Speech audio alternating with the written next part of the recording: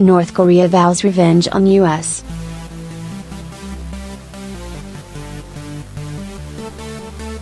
The North Korean government has promised to launch thousands-fold revenge on the U.S. if sanctions implemented by the United Nations are adopted. In a statement, the government says the new measures infringe on the country's sovereignty. It comes after China urged North Korea to make a smart decision to stop provoking other countries and end its testing of missiles. Chinese Foreign Minister Wang Yi said he had urged his North Korean counterpart to abide by UN resolutions and end its testing program. Our aim is to bring all parties involved in the nuclear issues back to the negotiation table, finding the resolution through talks to realize that denuclearization of the Korean Peninsula, he said. Sanctions are necessary but not the ultimate purpose. The UN Security Council unanimously agreed on new sanctions against the state in retaliation for its controversial nuclear program. Among the sweeping measures is an export ban aimed at depriving Pyongyang of $1 billion in annual revenue, around a third of its export earnings. Kim Jong-un's regime will be banned from selling coal, iron and iron ore, lead and lead ore, fish and seafood. It will also be prevented from increasing the number of workers it sends overseas, whose earnings are another source of revenue for the regime. U.S. President Donald Trump and South Korean President Moon Jae-in spoke by phone, with both men welcoming the UN Security Council's unanimous passage of new sanctions on Pyongyang.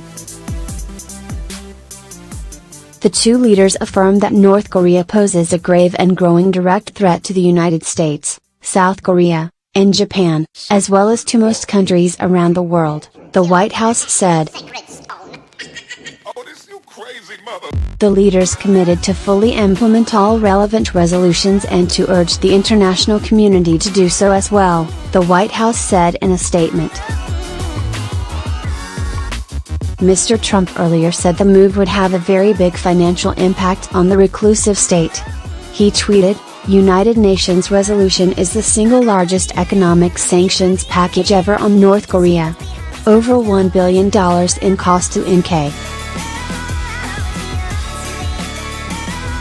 The resolution will prohibit countries starting new joint ventures with the North and any fresh investment in current joint ventures."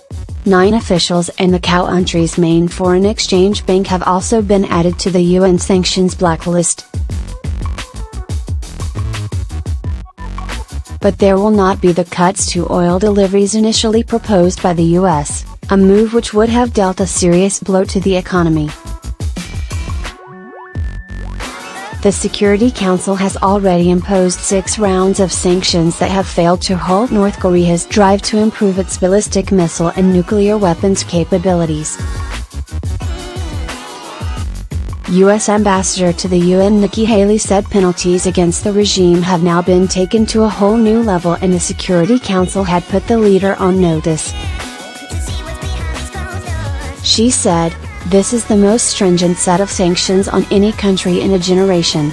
Meanwhile, UK Ambassador to the UN, Matthew Rycroft, warned Kim Jong-un's nuclear ambitions could be catastrophic for the world.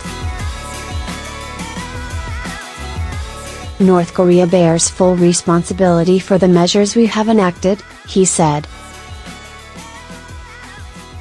"By acting in flagrant violation of its legal obligations, by going against the will of the Security Council expressed in countless resolutions, North Korea has chosen the path it now finds itself on." The US has been putting pressure on China, which accounts for 90% of the North's trade, to enforce the sanctions. The effectiveness of the new measures will depend largely on whether Beijing enforces the measures it supported as North Korea's largest trading partner. Despite eventually backing the resolution, China and Russia had resisted the US clampdown, arguing dialogue with the North was the best way to persuade Pyongyang to halt its military ambitions.